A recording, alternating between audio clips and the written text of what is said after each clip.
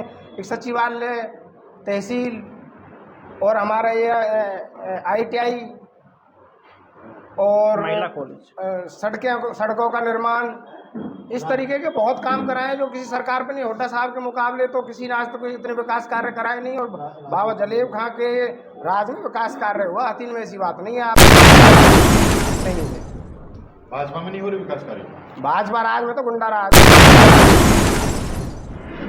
हतीन विधानसभा के अंतर्गत press conference करने का उद्देश्य ये है कि आगामी 5 अगस्त को हमारे हरियाणा के भावी मुख्यमंत्री चौधरी भूपेंद्र सिंह हुड्डा जी पलवल में पधार रहे हैं। कांग्रेस का ये हर जिले में एक प्रोग्राम कार्यकर्ता सम्मेलन की कड़ी में ही हमारे पलवल में पधार रहे हैं, जिसकी अध्यक्षता हमारे PCC के प्रेसिडेंट भाई उदयपान जी करेंगे और ये करण दलाल जी के गाइडलाइन में आयोजित होगी जो सम्मेलन होगा। हम सबका मुख्य उद्देश्य ये है कि सब भाई जो भी हमारे 8-10 साथी बैठे हैं, हम सब ने टिकट के लिए अप्लाई किया हुआ है। हम सब एकजुट होके इस सम्मेलन को सफल बनाएं और अपने जो इलाके की कांग्रेस की जो मजबूती है, जो यहाँ की परंपरा रही है कि मिलके इलेक्शन लड़ें, टिकट किसी को मिले, सब भाई इकट्ठे इलेक्शन लड़ें। हमारे हुड्डा जी भी यही संदेश दे रहे हैं, हमारे PCC के प्रेसिडेंट ने भी यही संदेश दिया है कि जिस तरह से कांग्रेस की लहर चल रही है, बीजेपी का जो 75 पार का पहले नारा वो पूरा नहीं कर पाए, लेकिन हम 70 पार का अपना नारा पूरा अवश्य करेंगे और पूर्ण बहुमत के साथ हरियाणा में कांग्रेस की सरकार बनेगी। सर, हाल ही में नूहू के अंदर एक जनसभा के दौरान पूर्व मुख्यमंत्री भूपेंद्र सिंह हुड्डा ने लाखों लोगों के सामने कहा था कि जो हतीन की सीट है वो माइनॉरिटी की है, इसको आपको जिता के भेजना है। यदि माइनॉरिटी में टिकट जाता है तो आपका अगला कदम क्या होगा? देखो, ऐसा ये तो मैंने कहा जो सर्वे में जिसका नाम आएगा बिल्कुल कांग्रेस उसको टिकट देगी। आप माइनॉरिटी की जैसी बात है, यहाँ से आप पिछला चुनाव जितने भी चुनाव हुए आप देख लो, कांग्रेस के टिकट पर कितने लोग जीत पाए हैं, क्यों नहीं जीत पाए हैं, किस कम्युनिटी से जीते हैं, वो सारे समीकरण है। यहाँ को माइनॉरिटी का ऐसा नहीं, माइनॉरिटी को टिकट मिली है तो माइनॉरिटी के साथ भी जनता रही है और दूसरी उसको मिली है तो उनके साथ भी जनता रही है। कांग्रेस प्रभारी ने हाल ही में रूपड़ा का उटावड़ में अल्पसंख्यक चौपाल नाम से एक कार्यक्रम किया था। यदि सीट को अल्पसंख्यक से हटाकर किसी दूसरे अन्य को टिकट प्रार्थी यहाँ से बनाया जाता है, क्या अल्पसंख्यक लोगों के साथ न्याय होगा? खाली अल्पसंख्यक को जिताना यदि योग्य ना हो तो कोई फायदा नहीं है। दोनों कौम जो यहाँ मिलकर इलेक्शन लड़ती हैं, शिक्षित को जिताएं। यहाँ कौम की लड़ाई नहीं है आपस की, यहाँ हम सब मिलके रहते हैं। यहाँ शिक्षा का अभाव है, शिक्षा के नाम पर छलावा है। स्कूल बंद कर दिए गए 8 साल में, कोई यूनिवर्सिटी नहीं बनाई गई हमारे यहाँ पर।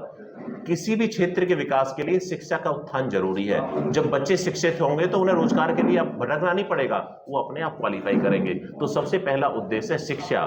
दूसरा है मेडिकल। चिकित्सा के नाम पर क्या है, चिकित्सा के नाम पे आज भी पिछड़े हुए हैं। हतीन विधानसभा के अंतर्गत बीजेपी सरकार ने एक घोषणा की थी लगभग 8 साल पहले कि यहाँ मेडिकल कॉलेज बनाएंगे। वो कहाँ है मेडिकल कॉलेज? वो कागजों में ही बन के मुझे लगता है, या तो बन गया, चालू भी कागजों में ही हो गया। हमने तो कहीं मेडिकल कॉलेज देखा नहीं था। हमने जब उन्होंने ये घोषणा की थी तब भी ये मांग रखी थी कि यदि ये मेडिकल कॉलेज बनता है तो हतीन के आसपास बनाया जाए और उस कॉलेज का नाम, जैसे हमारा नूहू में शहीद हसन खां मेवाती के नाम पर कॉलेज है, तो यहाँ भी हमारे एक शहीद हुए हैं दादा कान्हा, उसके नाम पर होना चाहिए।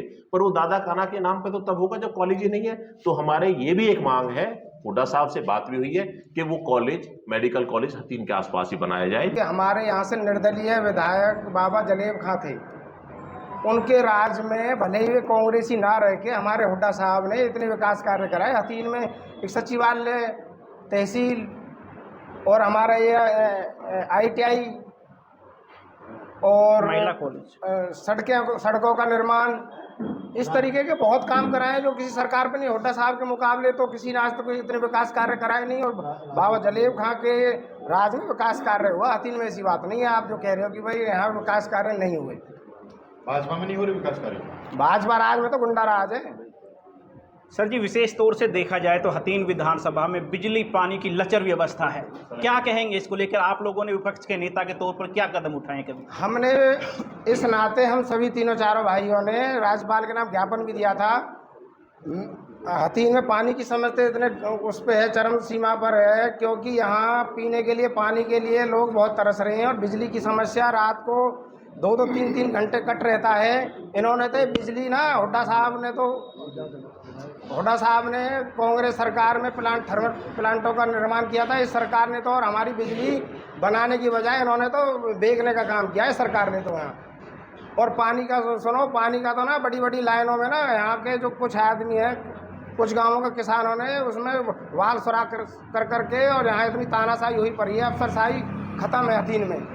मेरी एससी साहब से बात हुई, उन्होंने कहा जी हमें आप फोर्स दिलवाइए, एसएचओ को आप मिलिए। पता हम मिलेंगे एसएचओ से फोर्स के लिए, एससी साहब इस शब्द को कह रहे हैं पानी के लिए। हम लोग मैंने खुद एससी साहब से बात की है।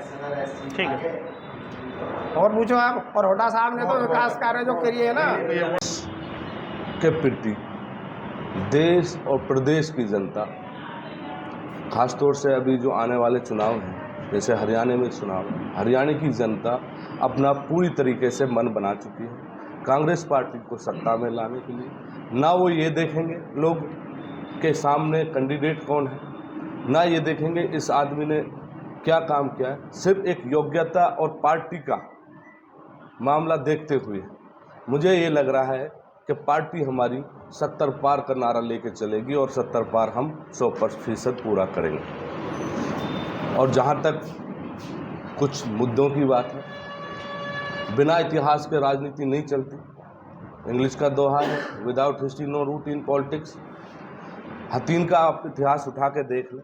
हथीन में कांग्रेस का टिकट सिर्फ एक बार निकला है, वो मरहूम मास्टर अजमत खान जी 1991 में निकाला, और एक 1967 में एक टिकट 1967 में निकला। उसके बाद 1991 में कांग्रेस का टिकट निकला, सरकार कांग्रेस की आई।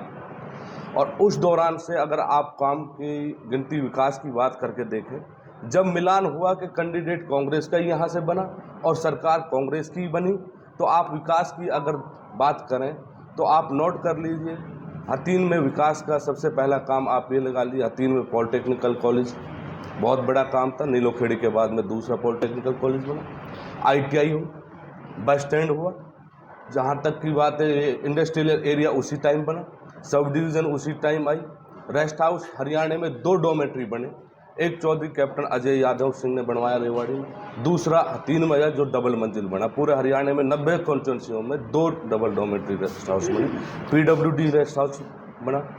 इसके अलावा मेवात मॉडल स्कूल बना, और हर गांव में शिक्षा का उस टाइम जब सरकार का मेल था 83-84 गांव हुआ करते थे, जिनमें से 84 के 84 गांव में जिस गांव में स्कूल नहीं था उस गांव में प्राइमरी स्कूल, जिस गांव में प्राइमरी स्कूल था उसको अपग्रेड करा के 8 तक कराया, जो 8 तक था उसको 10th, और जो 10th तक था उसको 12th कराया। और पानी का जहां तक मामला, मरहूम मास्टर अजमत खान जी ने सदन में भी ये मुद्दा उठाया कि आज़ादी तो आई, लेकिन वो दिल्ली होते हुए सीधा रोहतक हो गई, अपनी सरकार के खिलाफ भी बोलकर अपने इलाके के लिए, इस हथीन के लिए। तभी ये ट्यूबवेलों का निर्माण यहाँ हुआ। हर गांव में ट्यूबवेल लगाए गए, उन पे चौकीदार कम ऑपरेटर लगाए गए, और सब हर गांव में पानी। लेकिन उसके बाद सत्ता का मिलान ना होना, या कांग्रेस पार्टी का कोई ऐसा कैंडिडेट्स नहीं आ पाना कि जो यहाँ से जीत के निकल पाता, या कहीं ना कहीं हमारी कांग्रेस पार्टी की कोई कार्यप्रणाली में कहीं ना कहीं कोई कमी रह गई।